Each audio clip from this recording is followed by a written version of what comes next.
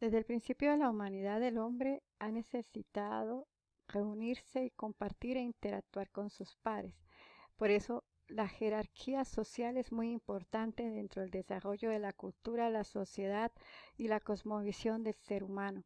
La creación de grupos, tanto primarios y secundarios, basados desde la familia hasta la sociedad de un Estado, podemos decir que es necesario reconocer desde la psicología estos apuntes y esta información trascendental para que podamos comprender el desarrollo del ser humano, sus comportamientos y sus relaciones interpersonales e intrapersonales dentro de una sociedad. Mi nombre es Ligester Tamayo Esteban, del grupo 40300727 del curso Comunidad, Sociedad y Cultura, y presento la síntesis de la unidad 1, 2 y 3 de este curso. Para reconocer la importancia de la psicología en la cultura, en la sociedad y en la comunidad, debemos tener presente los siguientes conceptos de temas importantes dentro de este curso. Redes sociales. Según Ferman, 1992, página 12, las redes sociales son la colección de más de un concepto donde se presentan los procesos analíticos y metodológicos que facilitan la recogida de datos y estudios sistemáticos de pautas dentro de las relaciones sociales entre la gente. Estas redes sociales se pueden reconocer también en los sistemas creados por Bonfred Benner. ¿Por qué? Porque vemos cómo se correlacionan como tal todos los sistemas, empezando por el microsistema, el mesosistema, el macrosistema, para ver y relacionar las interacciones que tiene el ser humano dentro de la sociedad. También hablamos de psicología cultural, que se ha desarrollado como una alternativa a los proyectos de psicología, donde no se incluían antiguamente, teniendo como elementos claves la cultura y la relación dialéctica que tiene estas culturas, la cosmovisión con el individuo.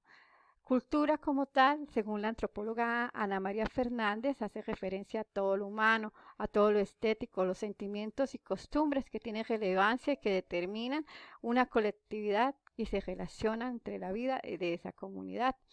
La cibercultura es considerada como la cultura del ordenador, es decir, la cultura a través de las redes de Internet, la navegación dentro del ciberespacio. Según Derek Hebron, es donde se ha configurado el lenguaje universal dentro de la digitalidad. La comunidad, según Elena Socarrás, define algo que va más allá de una localización geográfica. Es un conglomerado de seres humanos que tienen un sentido de pertenencia y que tienen una historia en común, intereses compartidos, vida espiritual y física y hábitos que son similares y que comparten un espacio en común.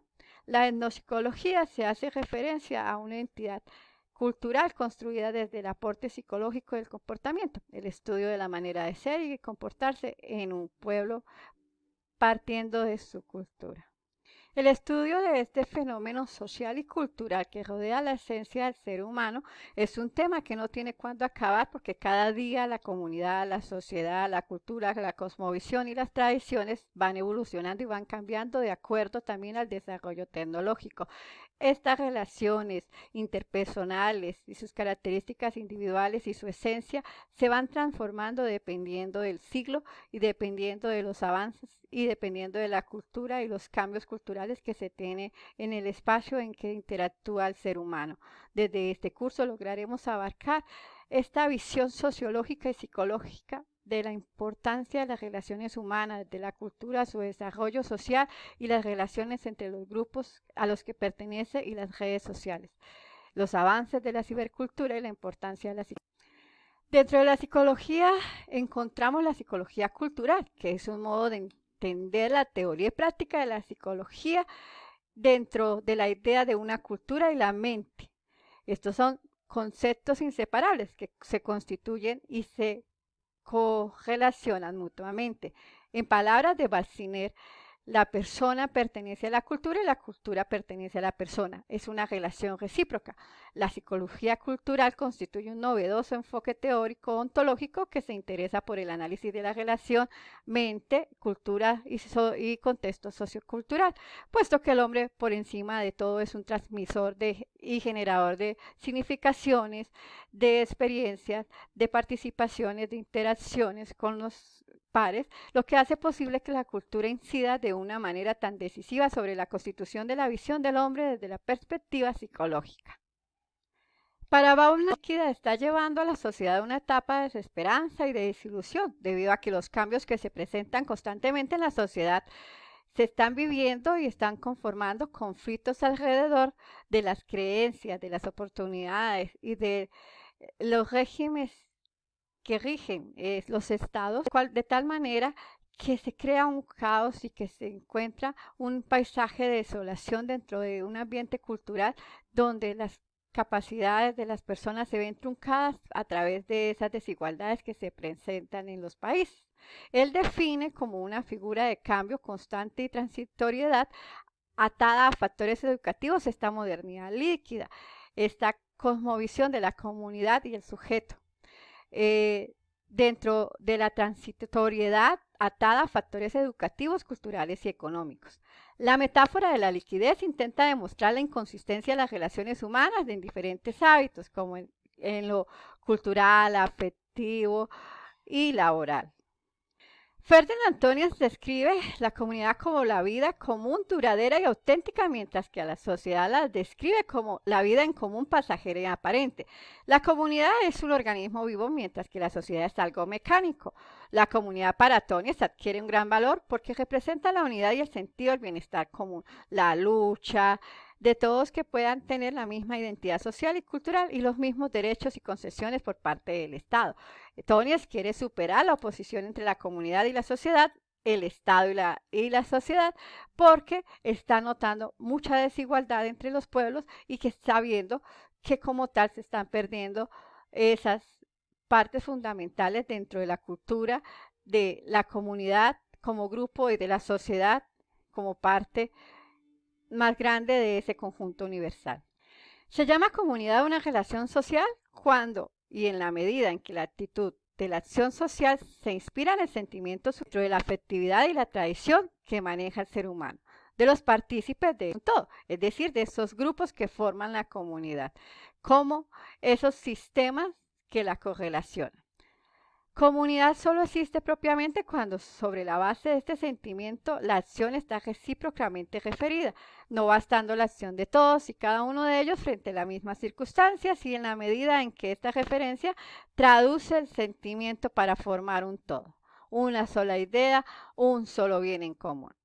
La sociedad, en cambio, se le llama así por una relación social cuando y en la medida en que la actitud de la acción social se basa en la compensación de intereses por motivos racionales, fines o valores o también una unión de intereses con igual motivación.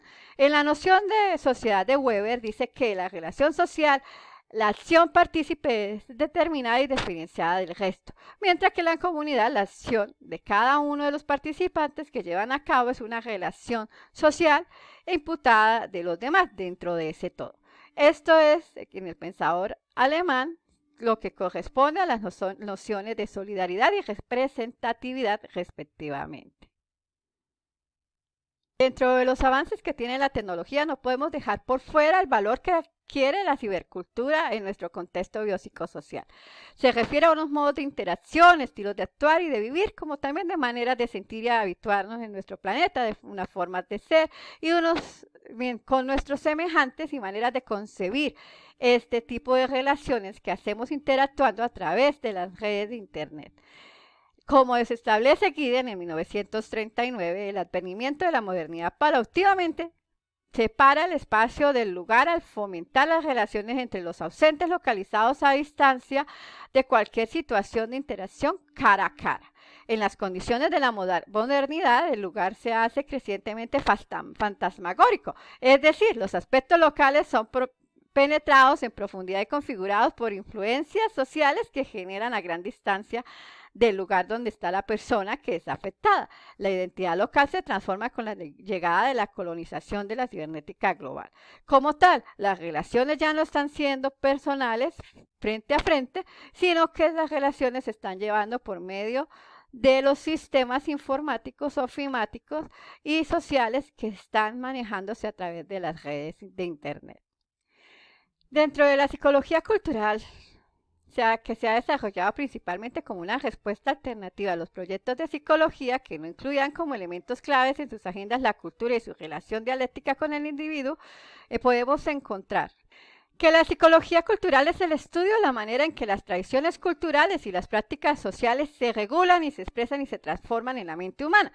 En realidad, es el estudio de la tensión irreductible, según Walsh en 1999, entre las personas y los objetos, instrumentos o artefactos culturales que se utilizan y con las que se relacionan. Según Serrano, la psicología cultural es el estudio de la constitución mental de y por las formas simbólicas, esto es, acciones, expresiones humanas significativas socialmente producidas, reproducidas y transmitidas dentro de su entorno social. Para Miller, la psicología cultural se puede definir como un campo interdisciplinario en donde la antropología, la psicología y la lingüística se pueden fusionar. Puede ser entendida como una relación entre mente y cultura o una serie de teorías mutuamente que son incompatibles para unos o para otros no. Muchos modelos han contribuido de que esta cierta manera de vincular la cultura a su análisis de actuar del individuo se parte de las similitudes y diferencias que se pueden coincidir dentro de esa misma cultura y la relación que tiene a través del comportamiento psicológico en esta sociedad. La actividad humana se origina y se constituye en la actividad externa, objetal y significativa. Lo objetal hace referencia a la acción con objetos y la actividad humana se ha relacionado con la dinámica que tiene un sujeto con su entorno. En ese sentido, cabe considerar que la actividad humana está cegada por la participación de un sujeto con los objetivos que componen el todo. Es decir, ese conjunto universal que nos forma como parte de un país o un estado y que influye de cierta manera en la personalidad, sentimientos, percepciones y emociones de uno mismo, porque hay una cosmovisión que se rodea, que hace parte de nuestro pensar. En toda actividad humana se debe tener clara esa finalidad y también tener en cuenta las condiciones que tenemos para realizar. Dentro de estas actividades humanas que se realizan dentro del contexto de cultura y sociedad, dentro del contexto de comunidad, sociedad y cultura, podemos tener y destacar el empoderamiento del ser humano. Podemos ver tres tipos de empoderamiento. El empoderamiento psicológico, que es un proceso que a través del cual los individuos adquieren el control de sus propias vidas. Se compone por dimensiones como la personalidad, los aspectos cognitivos, los aspectos motivacionales de control personal, como la autoestima, la toma de decisiones y la autosuficiencia, también como el autoconcepto.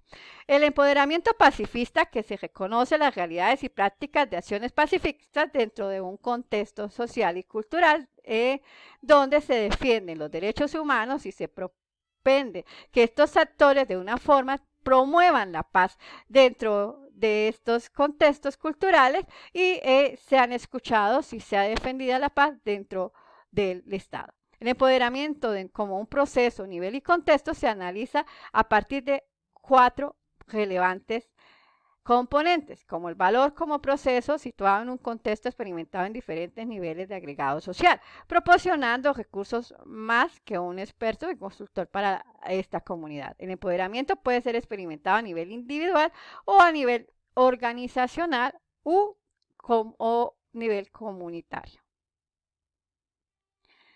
Hay que reconocer que en América Latina el tema de empoderamiento es un concepto relativamente nuevo. Por tanto, estas prácticas son relativamente evolucionadas dentro del contexto de unas marginalidades que se llevan en los estados de América Latina.